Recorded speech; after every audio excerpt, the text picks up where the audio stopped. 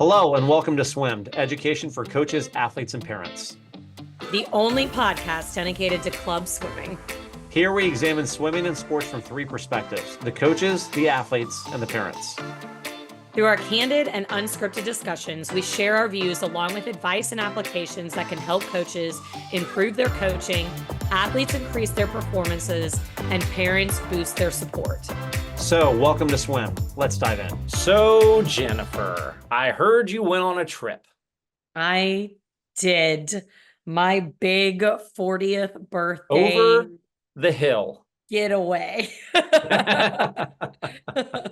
And where'd you go again? It was New York. We went to New York and had the most ultimate New York trip. Okay, when I say that, before what everybody is probably thinking, I am not a tourist person. So when I say the most New York experience, I mean like I'm not talking that we went to the Statue of Liberty and Ellis Island. I am not one of those people. I just can't. It's not how I What do you function. mean you can't? You totally can. I That's what it's mean, there we for. can, but it's not enjoyable to me. When I travel, I always want to go and stay in places that you really get to be around the locals. You get to see the culture. You get to eat the real food. That's not like, Right. oh, this is the historical cafe everyone went to. Oh, you must go see the Statue of Liberty. Like, I don't do that kind of stuff. So when I say it was a very New York trip, it was very like we went to Chinatown, we went to Little Italy, we I mean, those stayed are in the lower. touristy spots too. Well, they are, but it's like we ate in the restaurants that most people like, they're not on some kind of map that's saying you have to go there. Right. So a lot of the places we went were just like we walked around the neighborhoods and walked into and ate there, and they ended up being amazing. Yeah. And we went. I'm a very big John Batiste fan. A lot of people don't know who that is, but I mean, I've heard his name before. He's a musician, yeah? yeah, he's from New Orleans, and Piano I was player. actually what? He's a piano player, yeah? Yeah, and he actually used to be the in and late night that he was one of the band leaders for one of the late night shows. Okay, yeah. But he's an amazing, amazing musician. And I was actually supposed to see him in Jazz Fest, and then we couldn't go because I had a meet. Fun. And so he now lives in New York. And this was his coming back to New York. And we got to see a sold out show of his in Radio City Music Oh, Hall. wow. Wow. So it was probably the best live concert I've ever seen in my life. He's very interactive and amazing. And the next day we went and saw the new Cabaret Broadway Okay, yeah. show. And they totally rebuilt one of the theaters on Broadway. And we sat about a foot away from the stage to where like I could actually touch Eddie Redmayne, which is the lead actor in it. It was crazy. It was by far the most amazing experience I've had. I took on my 40th birthday, we went to Central Park and I took a nap like in the grass on Central Park, which was amazing. It's not on anybody's bucket list. No, it's not. Right? But to me, it was. And I got to see a bunch of the Fashion Week tents, which I'm very big into fashion. And I got to see a lot of models and designers and things. Got to go to Saks Fifth Avenue and go shopping. And so it was pretty amazing. The last night we ate at a restaurant called Red Rooster in Harlem, and it's Ethiopian food.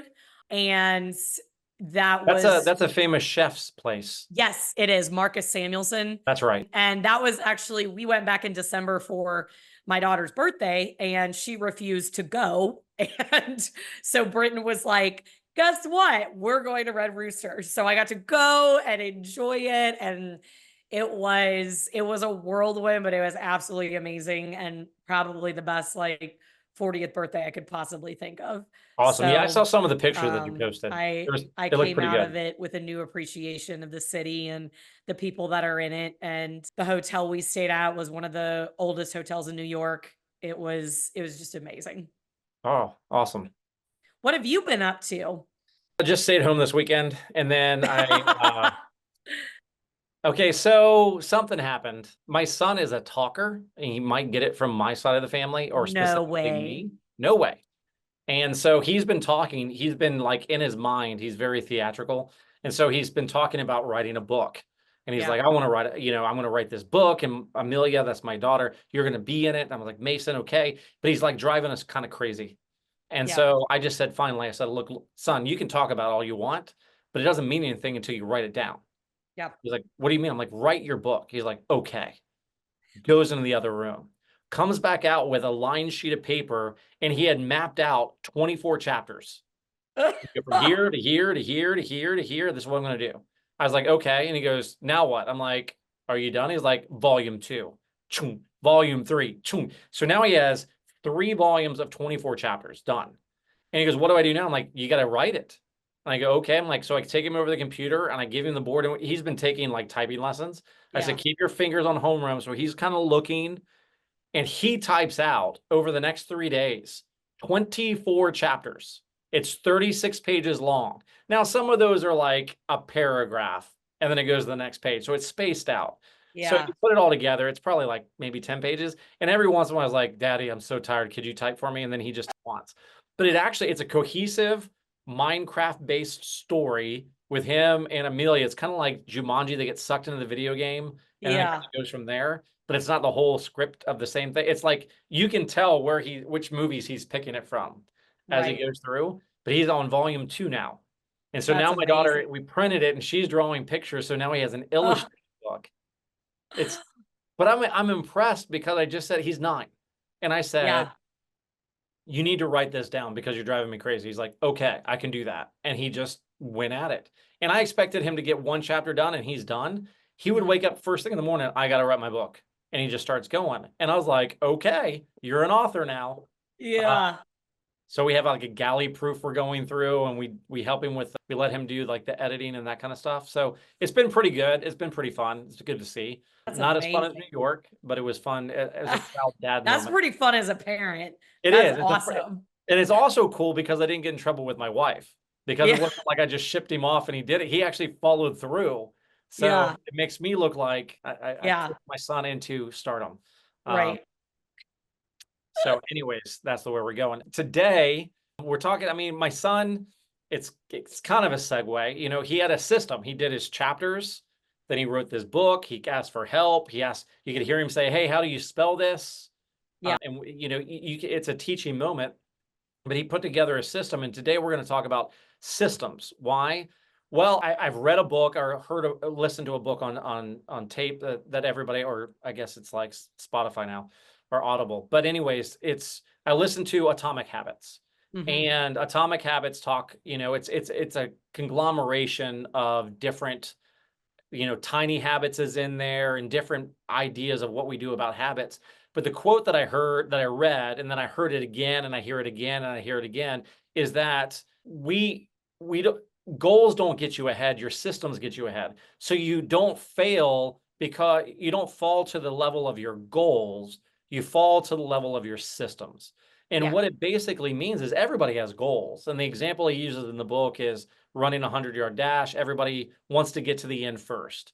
But Yeah. depending on how you practice and how you're prepared, how you address your weaknesses, how serious you are about it, not so much the talent. I mean, the talent has to be there to be at the highest levels, but like, what are you doing day to day? The little small habits that you have that move you ahead so that you can be as successful as you want to be.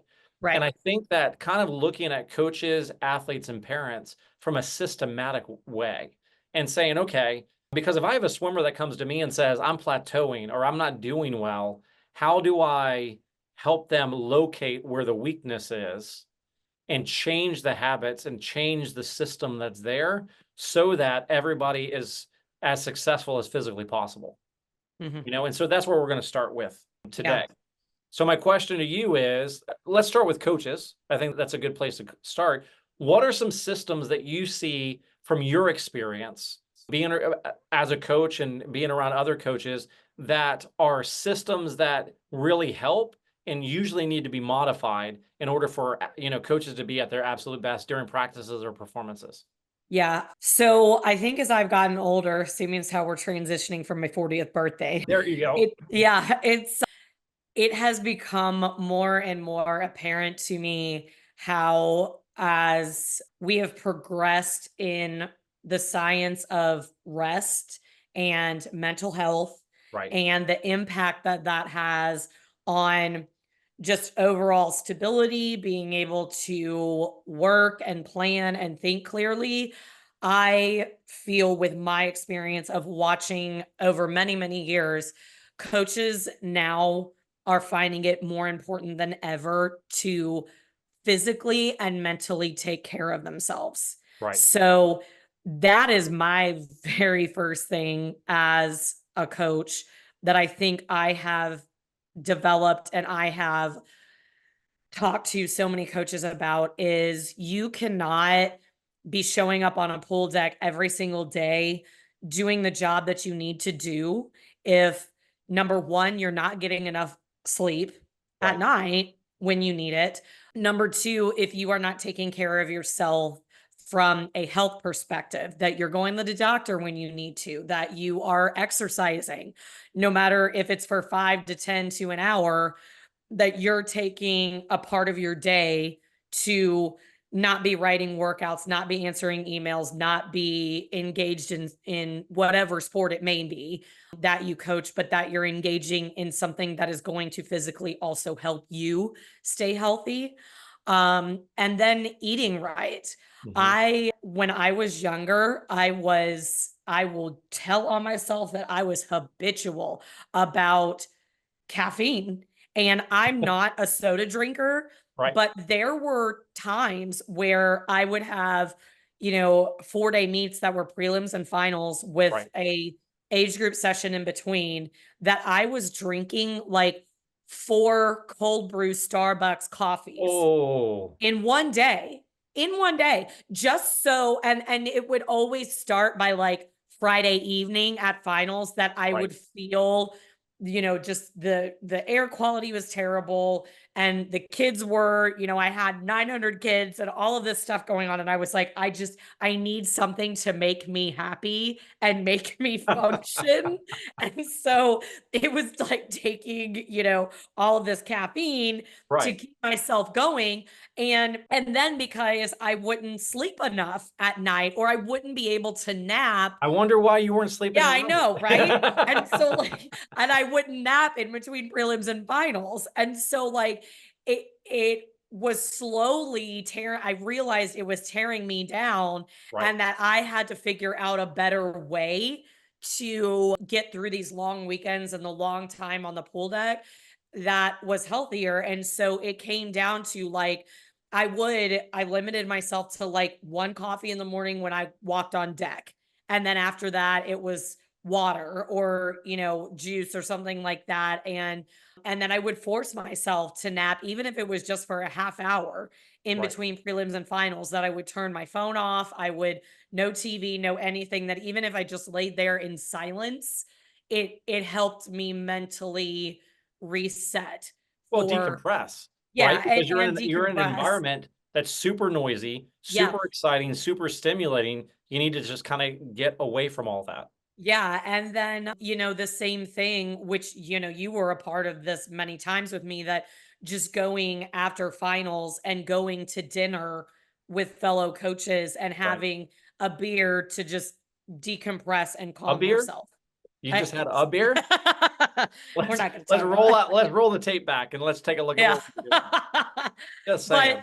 it was to decompress, and those type of things helped because, even going to dinner with everybody, I mean, how many times we would sit there and be able to talk about, like, I don't know why this swimmer is doing this or not Right. doing this. And, you know, so I think just those minor things really helped when talking about, for coaches, from my, definitely trying to make sure that you're taking care of yourself so you can better take care of your club and your family and the kids that you're coaching.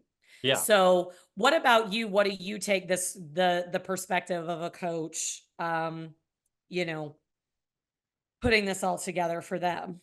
Well, I mean, let me comment about what you just said for a second. So a lot of the times what people don't understand is the most successful coaches take care of themselves during the big meets. Yeah. So whenever I've gone to nationals, whenever I've gone to trials, those kind of things, there are coaches that wake up early in the morning and they go on a run before prelims start Yep. so that they get their exercise in. Harvey Humphreys used to ride a bike or run between sessions because he would Yeah. have a break. Now, in your case, you have little kids in between, so it's really hard to do, but they were finding time. And Yep. that's actually a social time where you can decompress and make connections. Right. Blair Anderson, who's the new coach over at Texas A&M, she and I had a long conversation. She's like, hey, at the time, this is years ago, she was looking for a different job. I said, go run with the coaches at National since you're going to be there. And she did. You know what I mean? And she said that, that helps make connections. So you have connections and you have exercise. But if you're not doing that at trials, it's 9 days. You're Yeah. going to be so run down. How are you going to help out your swimmers? And so again, I think that's a perfect system for starting the discussion, because if you're not at your best and you're not being able to feel good, if you're relying on caffeine, sugar, and fat to Yep. get you through the day, after a couple of days and lack of sleep, you're not going to be able to process very well. In the Mhm. same way, I think engagement at practice is really important. Yeah. And a lot of the times with nutrition, we as coaches don't decompress the Yep. way that we need to. So we get there early in the morning. We do morning practice. We come back. We might go home for a second to kind of maybe take a nap or whatever we need to do, get something to eat. Then we come back to work. We go through lunch, and then about 3:30, you're getting ready for practice. So Right. you never really decompress from the morning practice. So you get to the afternoon practice, and you're kind of going, I'm tired. I'm going to sit down for a second. No, that's a bad look, is to sit down, Yep. right? You don't want to do that. So you stand. So now you're on your feet all day. Okay. Yep. So you're thinking about the stuff that you were doing in the office that maybe you did or did not get done. Hopefully you've got your practice, written, because if you don't have your practice written, and by the time you get out on the deck, guess what? You're not present and you're Yep. not engaging your athlete. So that's a definite, you got to get that done, which Yeah. means your workload might need to be adjusted, or you might need to find time to get that stuff done so that you can be present at practice. But then Yep. if you didn't eat very well, then Mhm. you need to find how to eat well so that you feel your best. Because if you're not at your best, you're not giving feedback, you're not engaging your swimmer, you're not being technically there, and your swimmers are going to suffer, maybe not that day, but long term Right. they're going to suffer. So if you don't have your practice written, you're thinking about your practice. If you're hungry, you're thinking about hunger, or you're Yeah. not as engaged, or you're not thinking about it. So like one story was really funny is John Urbanchek was at practice one time. And so he was visiting Georgia. We were there, and I had taken him in to get him a cup of coffee. He's like, I do a quad shot espresso before every practice. And I'm like, how? He's not a very big man, Yeah. and he's skinny. And I'm just like, you run on caffeine? He's like, pretty much. But I said, why do you do that? And he said, because if I have that, I am at my most awake. Now I would, question if you're really awake if you have that much caffeine in you. But his whole idea was I'm getting my body physically, chemically up so that I Mhm. know that that's what I do to kind of trigger myself and say, this is why you're at your best. And if you've ever watched him on deck, he's dynamic, he's Yep. interacting, he's always talking, always giving feedback, always engaging. And guess what? His swimmers did extremely well. Yeah. Coach K, notoriously, and this I find crazy, when he was at Duke, on the day of a game, when you're like hyped up and you're ready to go, he would take an hour nap every day. I read his autobiography. It's there. Yeah. And for him why? Because I need to be at my best during the game. And so Yep. I need to take a nap. So Yep. you may, as a coach, say, okay, if the goal is to be fully engaged when the swimmers are here, where do my priorities have to be? And Yep. how do I prepare myself mentally, physically, emotionally so that I'm rested? And one thing you might want to do is at least 30 minutes to an hour before practice, decompress. Right. What we do is we decompress right after morning practice so that we can get our work done. So now we're recompressed before we go out at our most important part of the day. Yeah. And I mean, I think definitely in the same aspect, because a lot of teams anymore don't do a lot of two-a-days like they used to. Right. And I definitely know I fell victim to, if you are in an office or you are at home and you are doing team stuff and answering emails, that hours go by so quickly and Yes. you don't realize it. And Right. then all of a sudden you look up and you're like, crap, I have to, leave for swim practice now.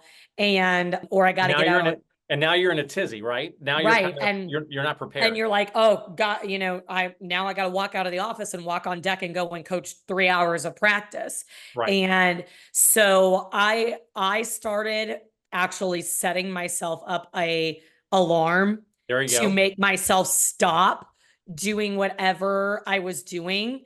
And I go out and, and take my dogs for a walk. There you That go. and I leave my phone and just go and do that, because it does. I will show up on deck if I've been answering emails or doing all kinds of stuff like that.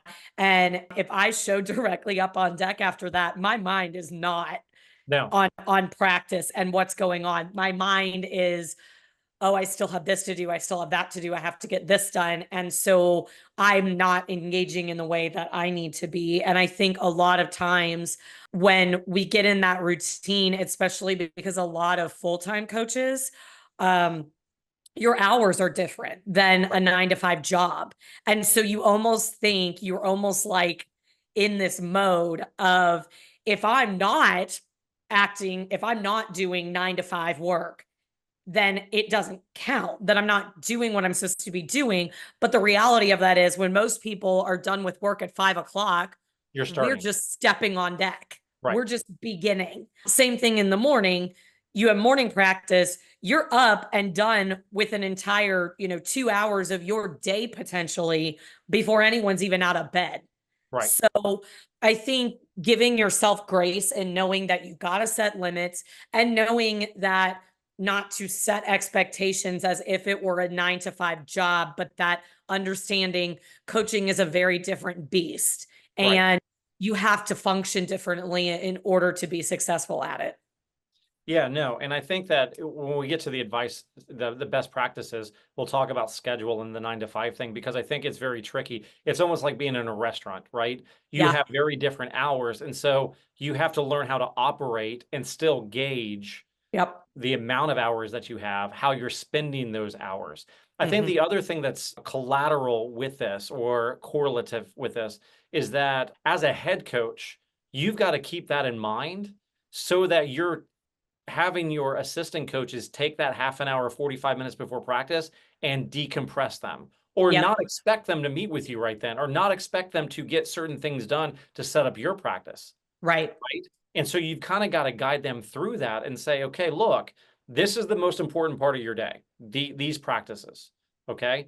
So before that, 30 minutes before that, I want you to get off deck. I want you to get out of the office, go sit in your car, go take a nap, go read a book, something that's completely other than.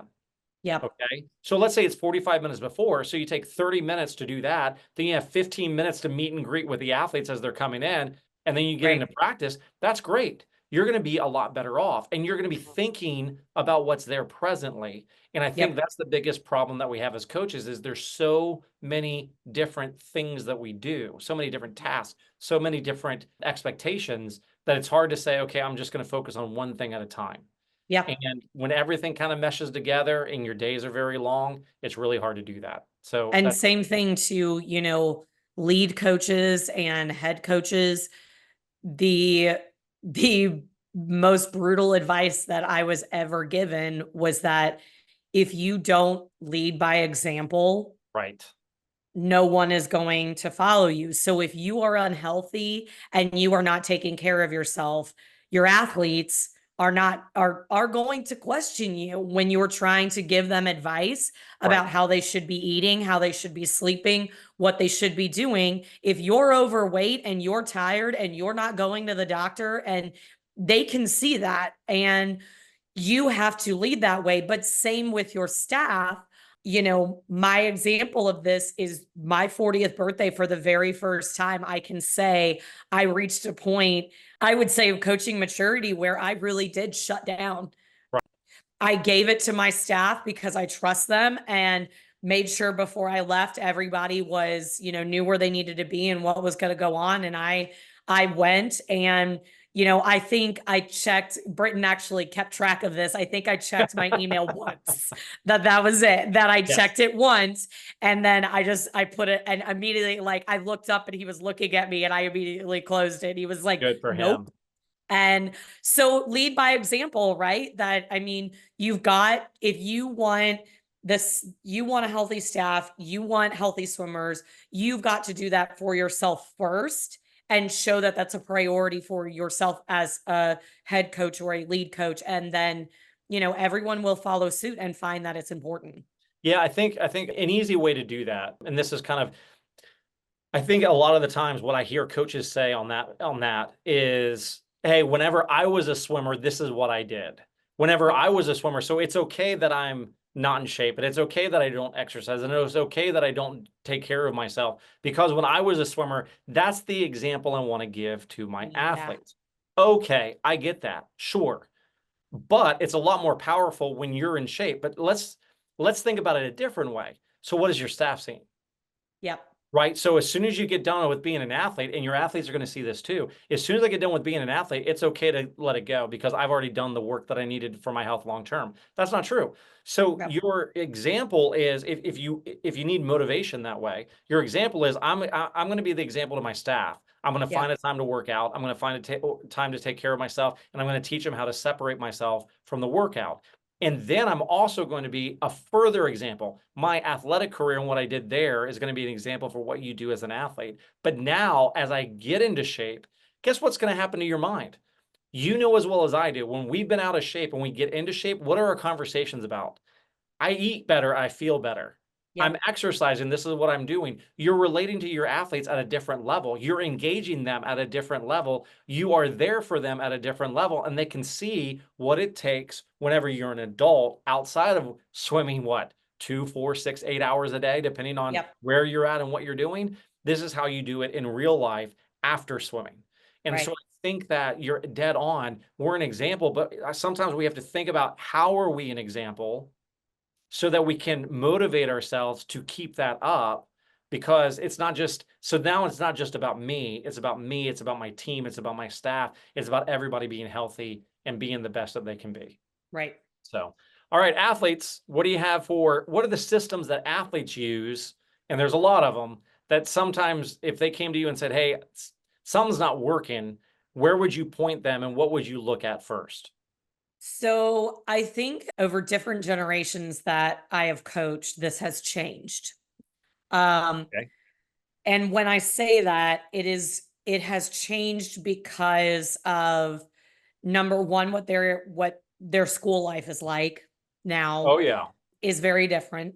And number two, how our actual food in the US has changed. Okay, The yeah. I see where you're the going. easily accessibility of fast food Yes. has, with athletes, is I like how you something. preface that. Not like the rest of us are eating at Yeah, Chick-fil-A as I much mean, as we we can. are, but it's far more impactful, with athletes. And when I say that, I actually I started, and if my kids are watching this, they're gonna, like, they would complain immediately because I haven't refilled it. But I actually started a putting a snack bin in our equipment closet, Okay, yeah. because when I realized when they were coming off of school, they were having to sit in a car line or trying to get out of the high school parking lot, whatever, Right. and we're trying to get to practice on time.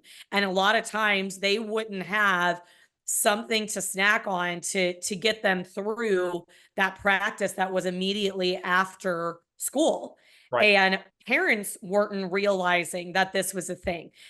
And I would have kids saying, I've got a really bad headache. They'd get in and warm up, right? And go into like the first set. And then they were like, my head hurts really bad. Right. And my very first question is always, how much did you eat today? And how much water or Yes. Gatorade did you drink today? 100%. Because we now know that great nutrition and being ready for a workout starts many hours before you ever dive into that pool. Right. So if an athlete barely ate something for lunch, they're coming into your pool, into your workout with nothing to burn. They have Right. no energy. Your practice is essentially pointless for them because they have nothing that's going to be able to get them through it.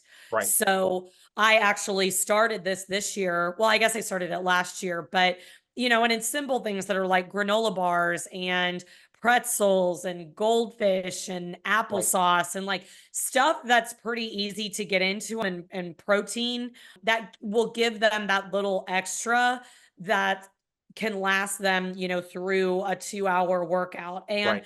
I can even say when we do dry land afterwards, I always tell them have something in your swim bag that you can munch on a little bit before we go into dry land because your Right. body needs some kind of replenishment. Right. And so to me, I really think that that's one of the core parts of the system is because yeah, you can write great sets. Yeah, they can, work really hard in a workout, but if their muscles can't fire, Right. if they're getting headaches, if they're getting cramps, if they're, getting out because they're in pain, then it's pointless. Right. So you have to teach them from the beginning that, you need to be packing a lunch that has billions of snacks in it. So Yes. then throughout the day, you can eat it. And I actually had this conversation this year with my swimmers because a lot of them are growing a lot. They've hit growth spurts and they're like, I'm so hungry. And it's All the like, time.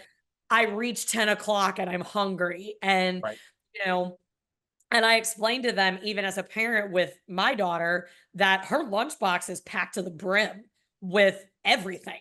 There's Right. fruit in there. There's, granola bars, there's snacks, there's all of it. There's, 2 bottles of Gatorade some days, and she's got a water bottle with her. So, like, you constantly have something that you can grab that you're putting into your body to give yourself that energy to be able to do what you're about to do when you show up. And if that doesn't exist, if you're not doing those right things, there's no amount of work that you can put in that's going to pay off Right. because your body is never able to fully reach what workout your coach is putting in front of you because you can't maintain it. So to me, my most important thing is making sure that athletes understand eating a lot of food, healthy food, not Yes. going to Chick-fil-A before you come to practice. Yes. Not to say I've had any swimmers that have done that. Yeah, right. Or nachos or gas station hot dogs, or there's Well, no, lots I of mean, it happened. I remember this. I had this one swimmer named Nancy, and this is in Southern California. And one day she got in and started swimming. I was like, what's, she goes, I don't feel so good. So I grabbed the trash can. And she just hops out and throws up. So yeah. she's throwing up, and I'm kind of coaching. I come over and I look in the garbage can, and I go, what did you eat? Well, I got a zinger sandwich from KFC, and I can see mashed potatoes, and I can see corn. I'm like, what Oh, did you do? I'm like, the greasiest crap. It was awful. It yeah. was awful.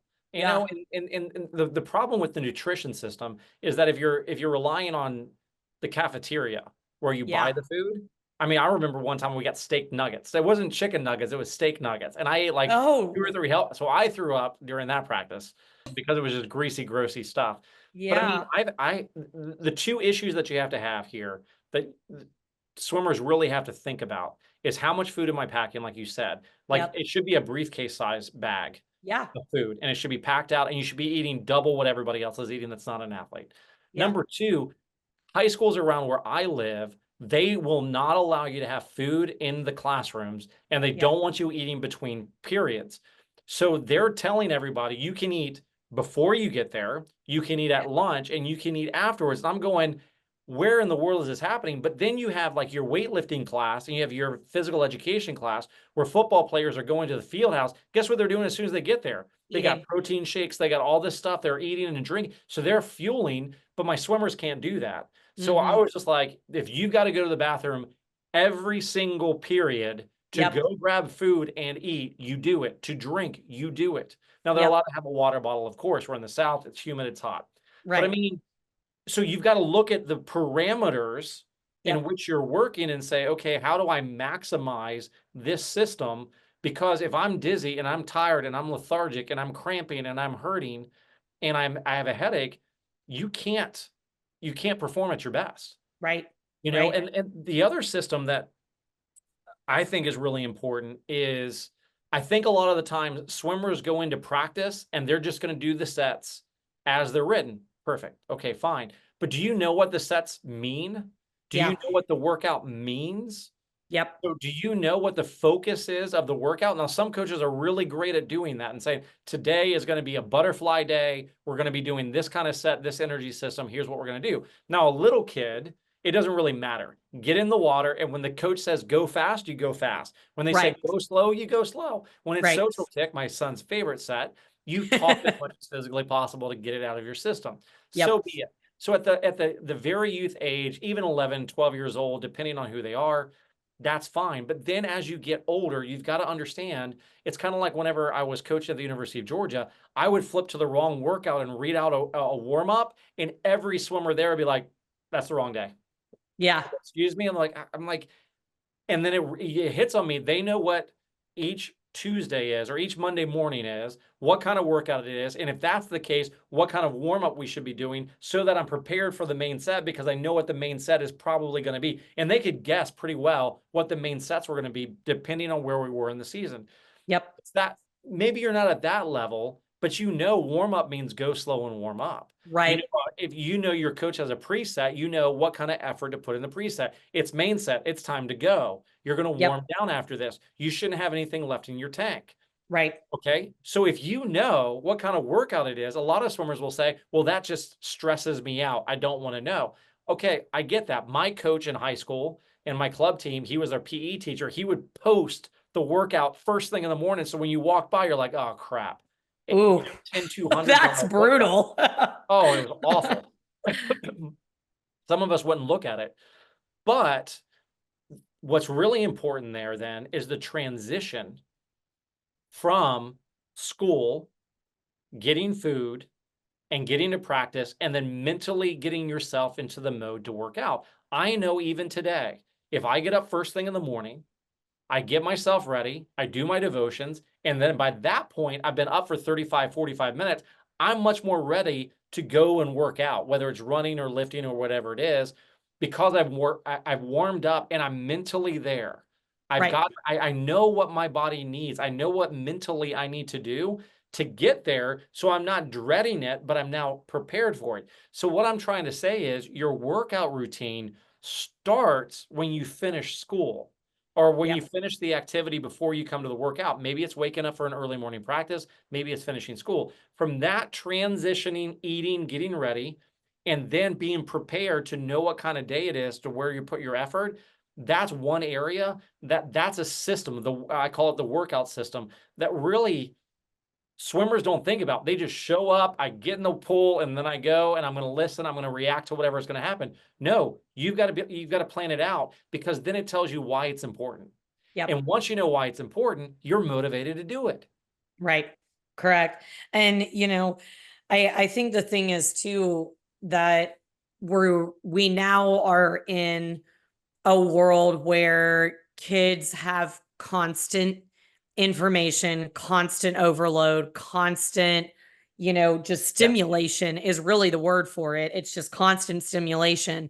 And I think with a sport like swimming, where you're going into a pool where, it's quiet underwater and that swimming in itself is a very meditative thing most of the Yes. time. And so if you're going into that and not thinking it is that, sometimes that also really affects how an athlete trains and what an athlete is capable of doing and showing themselves they're able to do within a workout. And like you said, that part of being ready mentally to dive in starts very early in your day, really. And so I very much agree with that it's an overall system within their body and their mental capacity that they have to control. And if you don't control it the right way, you're going to see pretty much immediately that you missed part of what you could control. So many times when kids get out with cramps, coaches immediately can say, "How much water did you drink today?" Absolutely. First question. And then 99% of the time they'll go, Now, what they'll say "Well, is a bottle of water. How big is the bottle of water? yeah." 8 ounces. Okay. Solid effort there. Way to Yeah. go. Yeah. So, just things like that, that athletes, you've got to make sure that you're putting in the work, not just in the pool, but out of the pool, doing the right things to prepare yourself so you can be successful when you go to start training and working your hardest. So you Right. hit those goals and do what you need to. Yeah. So, I mean, first of all, let's call a spade here. We're not covering every system that Right. swimmers use and coaches use. We're cherry picking some ones that we know are problems. And Yep. so it's time to move on to the parent segment. But I'm gonna I'm gonna use a system of the swimmers that needs to be addressed Hmm. in when I talk to the parents. And so let me Yeah. go with this.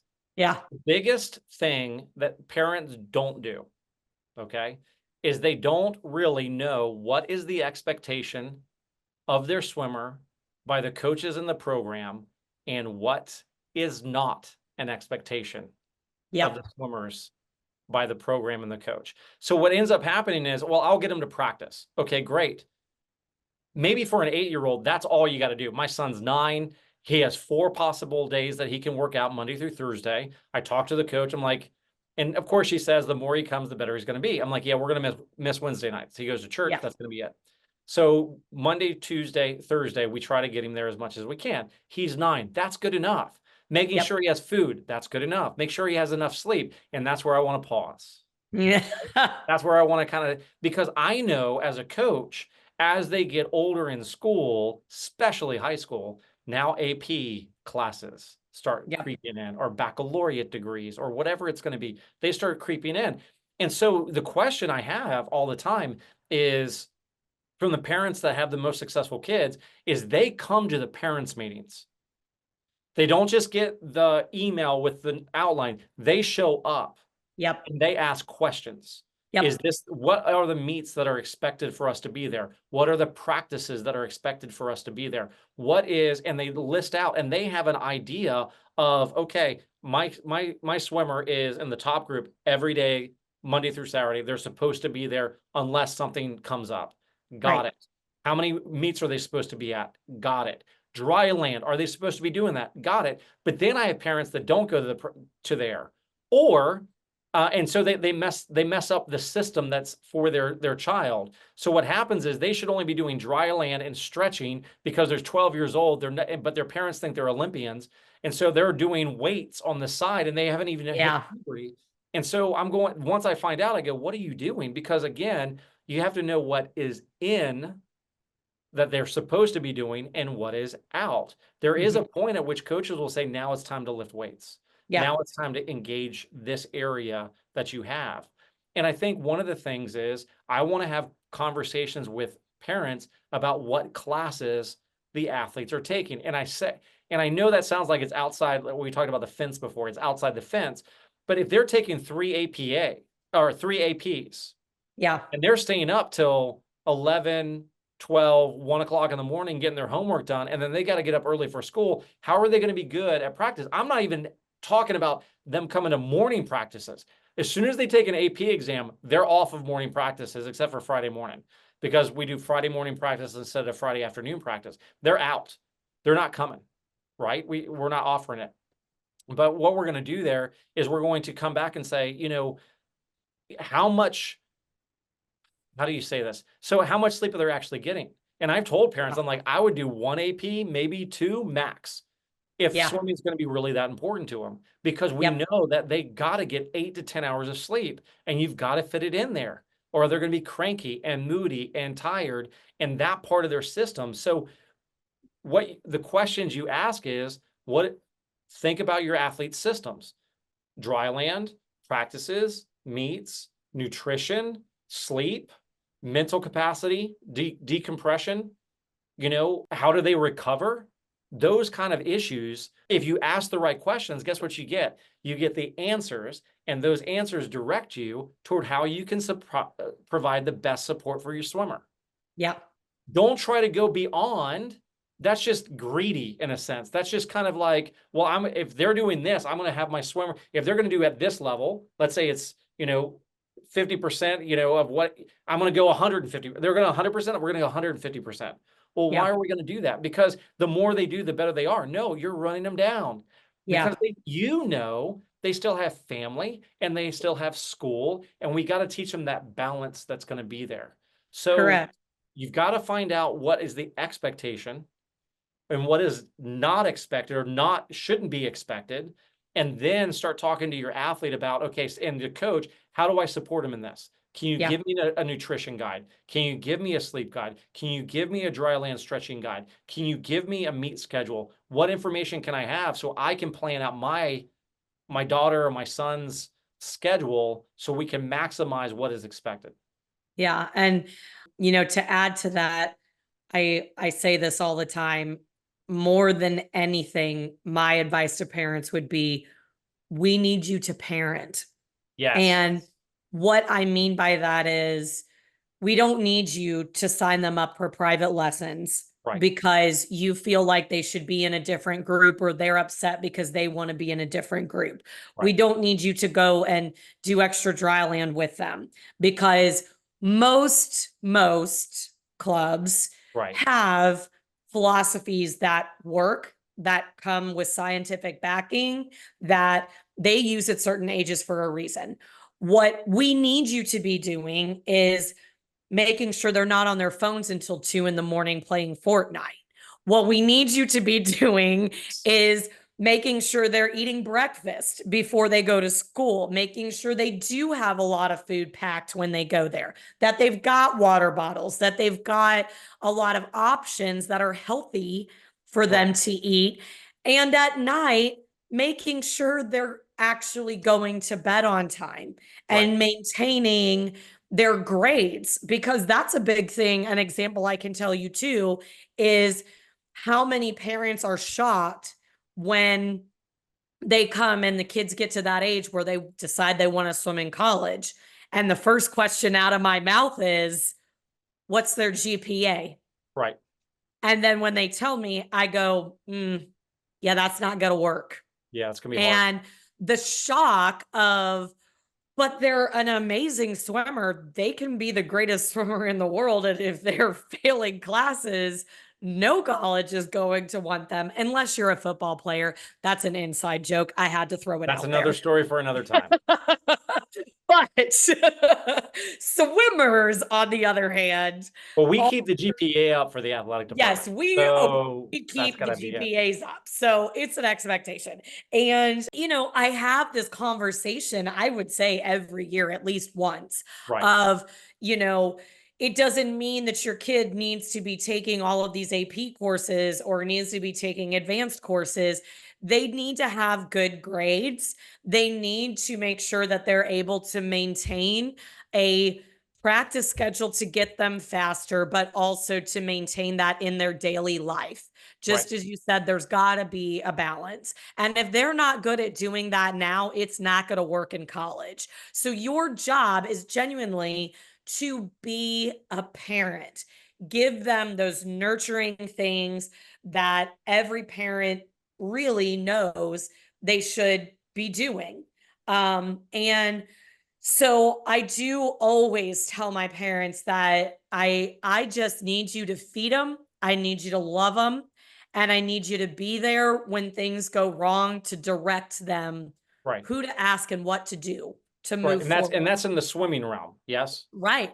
Right. And, but so many times I have experienced, even in my own career as a swimmer, of watching parents stop at McDonald's on the way to practice and giving their swimmers 15 minutes before they're about to go in a pool, McDonald's. Yeah. And, just things like that, soda, that the nutritional value of things that we as their parents need to be teaching them, just in general, for their overall well-being as they become adults, how to Yes. take care of their bodies.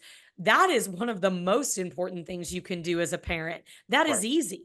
And Yeah, um I have a story about that. It was really yeah, interesting because my wife and my daughter were talking in my daughter's room, and so I come in. I was like, "Hey, how's everything going?" Everything's fine. You can see they're a little teary-eyed, but I was like, that's besides. They were having a powwow, whatever it yeah, is, and they came up and they were talking about different things, and I just said, "Look, we as a family have not been eating right recently. yeah, Okay. And we haven't been, I've been off my exercising a bit. I take my daughter, like I've said before, like we go and lift, and my wife does boxing classes and all this other. So over the last 2 weeks, we just haven't done it. No wonder we feel bad. yeah, Okay. No more. And I said, my son, who's a swimmer, he eats like animal crackers. He's 9. So he eats animal crackers for breakfast. I'm like, we got to get him off that. We got to get him on to protein. And I kind of did a little bit of a diatribe, not real forcefully. I didn't say I just said, this is what we need to do. And yeah, then I shut my mouth and I walked out, right? Because I was like, I wanted to set up was a discussion for later. I swear that's all I wanted to do. Just a yeah, discussion for later. So the next morning the next morning I was like, well, after I said that, I'm definitely going to go run. So I yeah. went, and I've been consistent since then, but I went and I ran, and I come home, and guess what? My wife is cooking scrambled eggs. For whom? My son. And we have turkey bacon. She made him a couple strips of turkey bacon. She goes, this is your breakfast.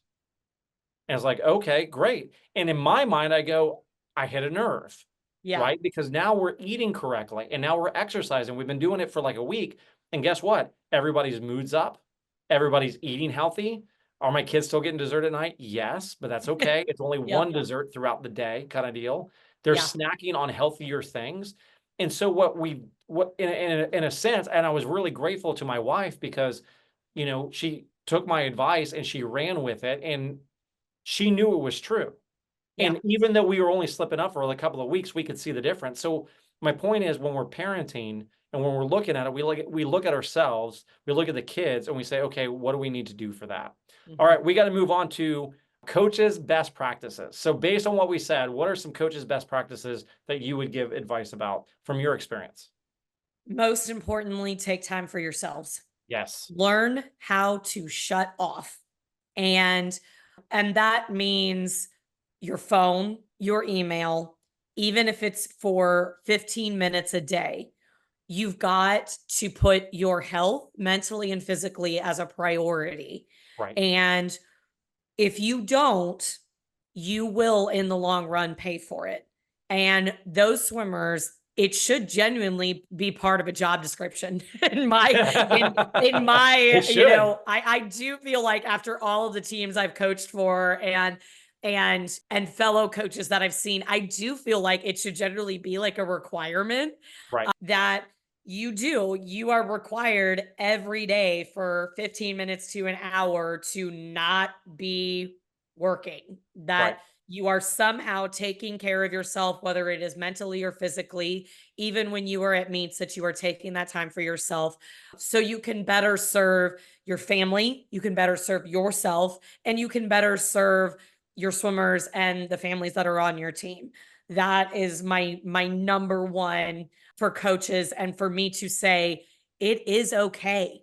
Don't let someone convince you that it's not okay or that you're not a great coach, that you're being selfish if you do that, because it is the complete opposite of that. You're being selfish if you're not taking care of yourself and you Right. are not healthy.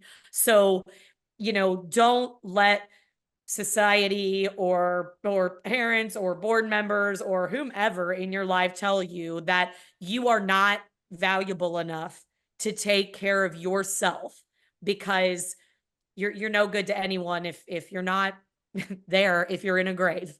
You need to take care of yourself first and foremost.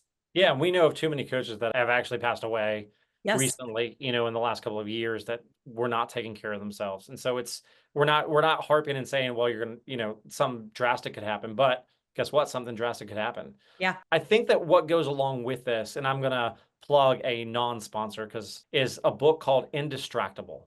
Mhm. Okay. And if you have a chance to read it, it's really good. And what the basic thing is, and the tenets are, if you don't have anything scheduled, okay, if you don't have anything, you can't be distracted Yeah. because there's nothing you're supposed to be doing at that time.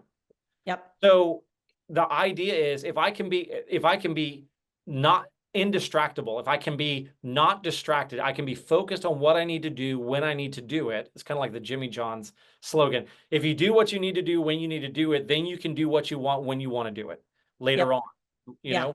And so the idea is you put together, and I do it every week, and it starts on Monday and it goes through Sunday, and it's every hour of every day for the entire week. Yeah. So I'll sleep until 5 a.m. At 5 a.m., I get up and I do 30 minutes. I get up and I have my devotions done by 5:30, 5:45. I have it down to 5:45. By 6, I'm at the gym. By 7, I'm home. Yeah. And if it leaks over to 7:15, so be it.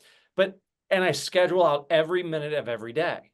Every Right. minute of every day. You're like, well, that's impossible. You can't work that much. I'm not working. Right. I'm not working. So, but I am. So if I'm not at the gym at 6 a.m., well, then I'm distracted. And if I'm distracted, then I'm not going to get done what I need to get done that's important to me, that fills the systems with what it needs to be. So Mhm. I schedule out from 12 to 1 every day is lunch. I get an hour lunch. Why? Yeah. Because I can set my own schedule. But at the same time, at 12 o'clock, I stop doing work completely. That's my decompress time. If I want Yep. to take a nap, I can take a nap. As long as I eat lunch during that hour, I Yeah. can do whatever so normally it's lunch and errands. I'll go run around town and do what I need to do. But I'm back at my office at 1 o'clock because I've got to grade papers or write work, whatever it is. I've got to do that. Right. So the reason I say this is what you said before. We don't have a 9 to 5 job, but Yep. we've been trained all our life through school to be at school and be working from 9 to 5. And so Yep. what you have to do is you have to look at your day and say, okay, I'm a swim coach. I should only be working 8 hours. I probably work closer to 10 hours. I might work 12 hours. Okay. But I'm not. But really, if you go 8 to 10, you're good. You shouldn't be 12 to 16. Yep. If we start our day at 4:30 a.m. getting up, being at practice by 5 a.m., and our last practice ends at 8, that's an easy 15-hour day. Correct. And because we only know to fill it with work, then we're going to work that whole time. Right. But if I say, okay, my practice is over at this time, and then from that time to this time is decompression after practice. And then after that, I work out. And then after that, I eat breakfast. Then I work out. And then I get to the office at this time. And I only work the office hours from this time to this time. And then I do my practice. And then I get home. You can schedule out 8 hours, Yep. the expectation. And then you have other things to fill in. And it can be nap. And it can Right. be, and I'm telling you right now, I did this years ago. And what ends up happening is I'll be grading and I have a set of papers I got to get done and I'll have like 1 or 2 left, but the timer goes off. I'll do that tomorrow. Hmm. And so much stress is off of you because you know by the end of the week, you'll get everything done you need to get done as long as you can stay on task. And Yep. because you have it layered out, you can stay on task. The health is gigantic Yeah. because now you have time to work out and do all the things you need to do to get through the day and get through the week and be successful. And I'll never go back. Hmm. I'll never go back to get to the office. I know I got 3 things to get done and I'm going to jam through them. No, I have this time to do this. I have a meeting at this time. I'm always present. I'm always where I need to be. And the weeks where I end up not putting together a schedule are horrible. Right. Absolutely horrible. So Indistractable is the book. I would get that because that would be the basis for how you can set your systems up, like nutrition, like exercise, like mental health. And I think that's where I would go with that. All right, athletes. So Jen, so what kind of advice would you give to athletes based upon what we've talked about? Yep. So athletes, it's really simple. Take care of your bodies mentally and physically. You can't be the best athlete that you want to be if you're not sleeping at night, if you're not eating right, if you're not doing the things ahead of time in order for you to succeed. So that starts from the moment you wake up until the moment that you go to bed. Right, 8 to 10 hours of sleep, making sure you have healthy food accessible to you at all times when you need it. And, the rest will follow. But your mental health and your physical health will suffer if you don't put a priority in them from the beginning. And it takes work and it takes repetition. But once you do it, you're going to see your practices are going to get better, your times are going to drop, and you're going to have those, changes happen that you're looking for. But if you're not doing the things on the back end, the front end isn't going to work. right. I think similar to what I said to the coaches, the athletes should do, there's certain areas of your life that you need to track. You Mhm. need to track how many ounces of water did I drink today? Write Yep. it down somewhere. How much sleep did I get? Write it down somewhere. How much did I eat? You can just list it out. You don't have to go a calorie count and all that. Just like I ate a sandwich, I ate some chips, I ate an apple, I ate whatever it is. For breakfast, I had eggs and bacon or whatever it is. Whatever, put it down. So you have sleep, you have water, you have nutrition, you have the amount of stress. Gauge how much stress on a scale from 1 to 10 or 1 to 5. How stressed out was I today? Yeah. And then at the end of practice, how well did I do at practice today? Was I Yep. at my top? Was I not at my top? And what I would say is just find a journal and write those components down: water, sleep, nutrition, stress, how I felt at the end of practice. And you can see which system is failing you. It Yep. gives you that. And then the other thing is we talked about the transition from school to practice. Yep. One thing I would add there is talking to your coach, if you have the possibility, about your day. And Yeah. just go up and say, hey, today's been a stressful day and I didn't drink a lot of water. I'm going to go drink a bunch of water now. I'm going to have it with me because I've been charting it and I understand where I'm at. But just have that conversation so that your coach knows what to expect. But it also allows you to start thinking throughout your day about those components. And then you're preparing yourself as you go there to transition into the workout mode. It Right. allows you to kind of communicate that and get advice. Because if you show up, maybe at your practice, and I say, hey, Coach Dan, I'm hungry. You go get something to eat. Yeah. And whether you know it's there or not, okay, what should I grab? I would grab this, this, and this, and go eat. I've had a times where I've had a snack with me, and a swimmer will get out of the middle of practice, and like, I'm hungry. I'm like, go eat my snack, Yeah. and don't come back until it's completely gone. And Yeah. it's just granola bars or peanut butter crackers. So Yeah. something simple. And I said, until you start feeling, and then they start feeling better, and suddenly you see them take off. Yeah. And so you have to have that open communication with your coach. And I think Right. that you have to start tracking some of what you're doing. Now, if you are, young, just sleep, you know Yeah. what I mean? And just talk to your parents about it. But if you're getting toward higher age group and state and beyond, you need to be, if you're not tracking it, just like the hours for coaches, you're not going to be at your best. Definitely. All right, parents, what do you have for parents? Well, mine always goes back to the simple parents be parents. Love your Yes, kids, make sure they're eating healthy, make sure you're, tracking what they're sleeping, make sure you're tracking what they're eating, and be there as a guide. Don't be there as a coach, don't be there as anything beyond that. Just make sure that they are healthy, they are happy, and they are rested, and the rest of it will fall into place. But if you are interacting and putting your hands into things that are not for you, then you will see the reverse of it right. because the kids need parenting. We are here for the coaching. They need you to be the parents. Get them to sleep, get them food on time, do all of the good things that their bodies and souls need. Let us do the training. Right. And in line with that, I mean, I'm going to be an echo chamber here. It takes planning. Yeah. And so one area that you need to plan, and I think most parents do this anyways, is you have a routine at home. So when they get home from swim practice, I'm going to eat, I'm going to do my homework, I'm going to go to bed. Like you said before, check on that.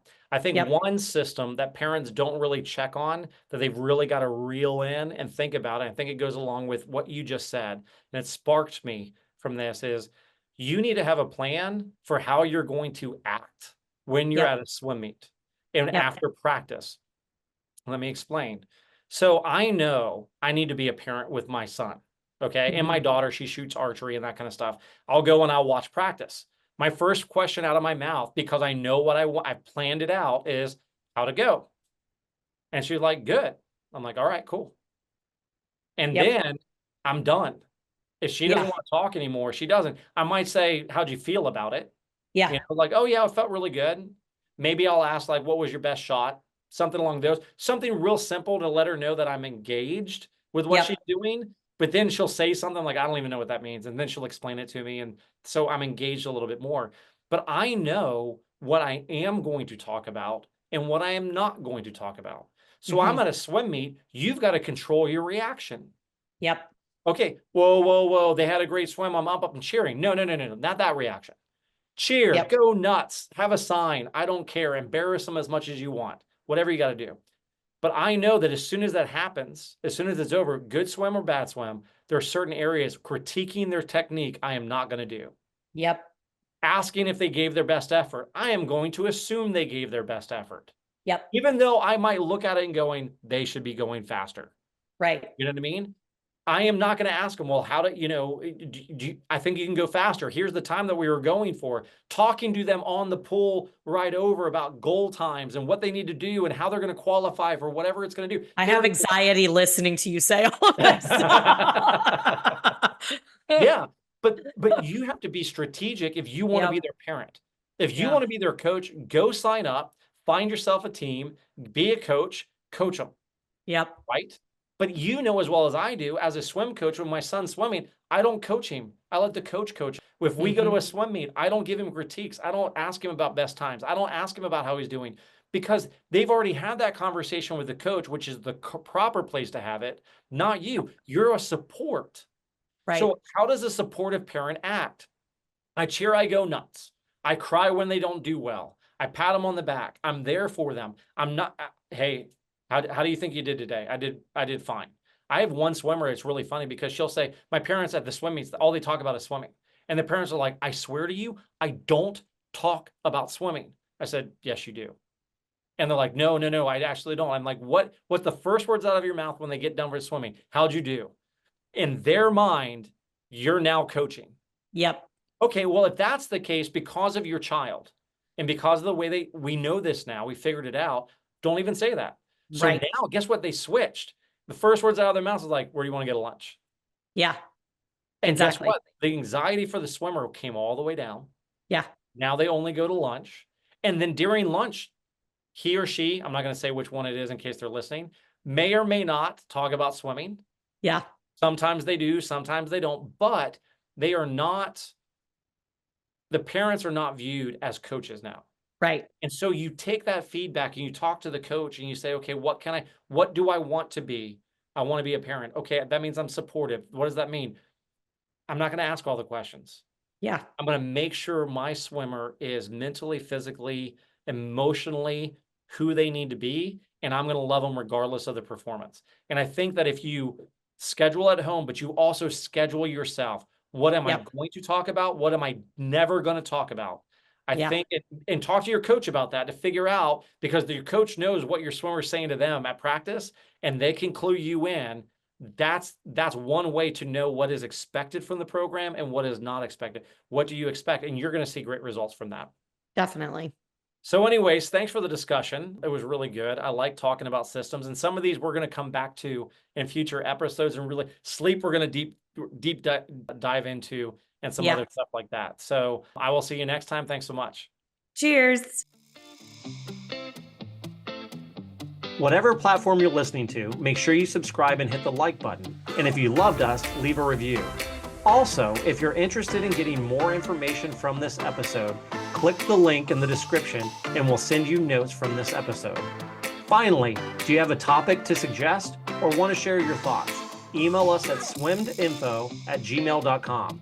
swimedinfo@gmail.com. Join us next time for a thoughtful discussion about swimming and how coaches, athletes, and parents can improve their performances. Thanks for listening to Swimmed, education for coaches, athletes, and parents.